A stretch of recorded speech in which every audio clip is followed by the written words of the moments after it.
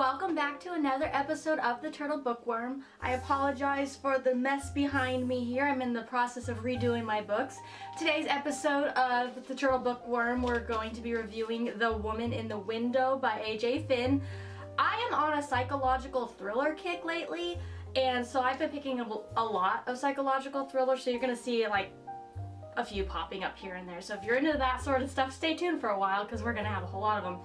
I resisted reading The Woman in the Window because it's a super hype book and everybody loves it and says how great it is.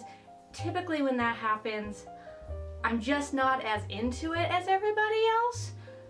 But this is an exception. So I was in Barnes & Noble and I was just killing some time, just fiddle farting around.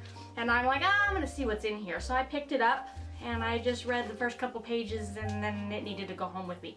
So that's how I ended up with it. And when I got home and started reading it, I couldn't put it down. It was awesome. Very well written. The characters, main character, she's an agoraphobic, and so she's stuck inside, and so the only thing to do for entertainment other than, you know, internet and all that fun stuff, she watches people. She watches her neighbors and the street she lives on and all these things, and she sees some stuff she probably shouldn't have seen, and the whole story cycles from there. Who did it? What's going on? You know, your typical psychological thriller.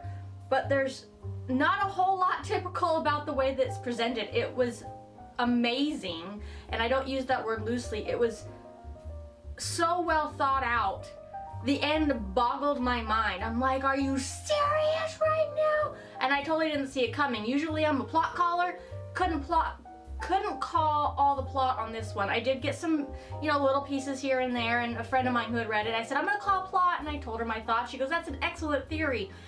It ended up being correct, but ultimately I was not able to call the overall complete story arc of this book, which was what makes it so wonderful for me, because when you know what's coming and it's predictable, it kind of takes the fun out of it.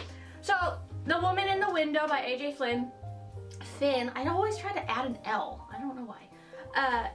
Highly recommend reading it if you are into psychological thrillers.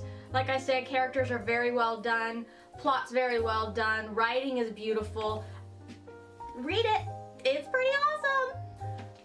So that's been my review of The Woman in the Window. Writers, keep on writing. Readers, keep on reading. Cheers.